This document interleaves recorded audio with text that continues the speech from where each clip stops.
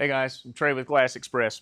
This is a follow-up video to the body shop video we shot the other day that talks a little bit about how they did such a terrible job. They scarred the car up. They didn't put primer sealer in spots that needed primer sealer. Some parts they didn't even prep at all after the body work was done.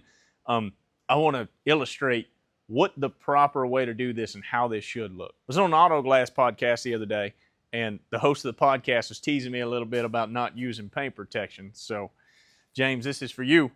A little paint protection here. And this doesn't have to be extravagant.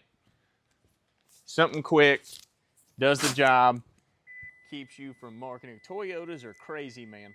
They are lunatics. They just sound off at you all the time for no reason. So, just cover up our hard edges here. Make sure a tool doesn't rub any paint, put any scratches or any damage on it. So, this windshield I removed with some of the most rudimentary tools we have in our industry. Everybody remembers me talking about this guy. The entire bottom of the windshield on this car was cut out with this tool. You can see there's zero markings, zero scratches anywhere on this car. And as we start trimming it out a little bit more, you'll be able to see that a little better.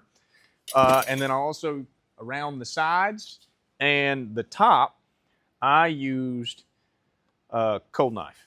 So, this is basically how that works.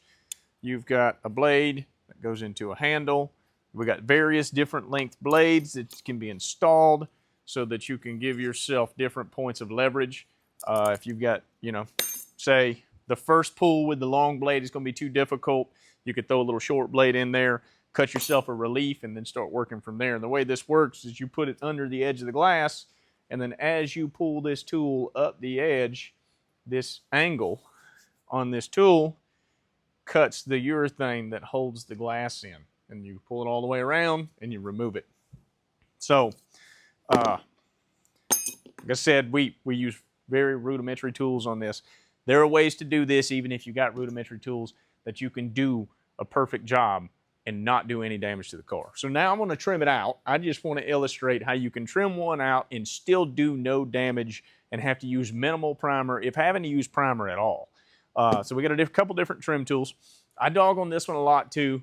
It's really not the tool that's the issue. It's the kind of person that uses a specific tool to accomplish the entire job. And then that, in turn, causes damage that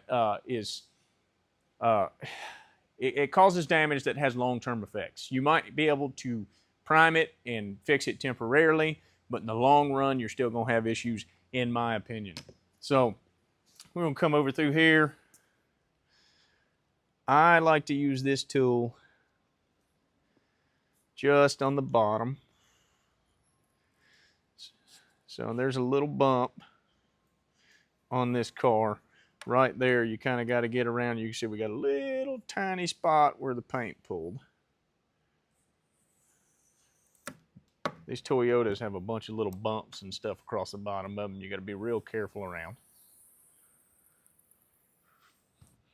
Like I said, the goal here is to do this entire trim with no damage, with no paint damage at all.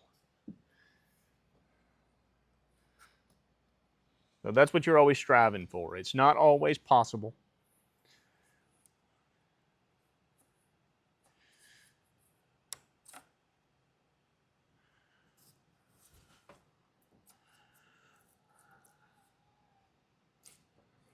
Okay.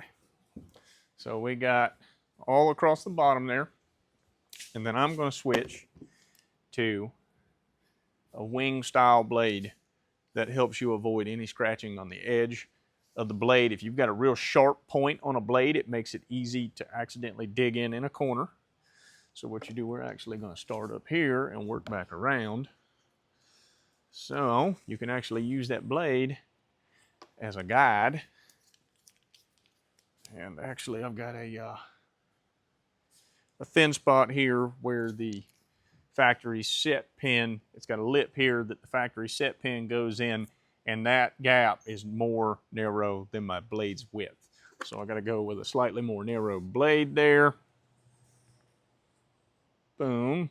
We got some peeling right there on the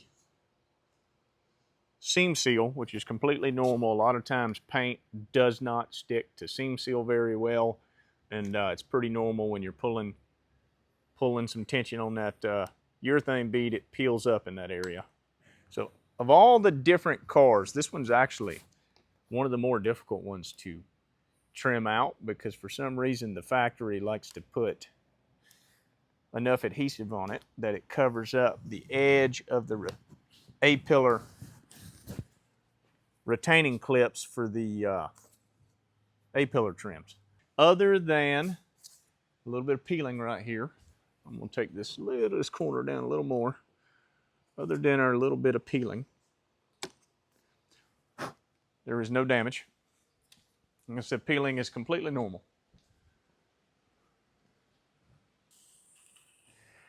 So then you got to be a little careful. Get that clip up out of the way because it'll bind your blade. It kind of makes it hard to push through. Now this side over here, when they set the windshield at the factory, they clearly set it a little bit far to the driver's side because it looks like our urethane's not touching our clips at all over here. So this guy is going to trim out really nice on this passenger side.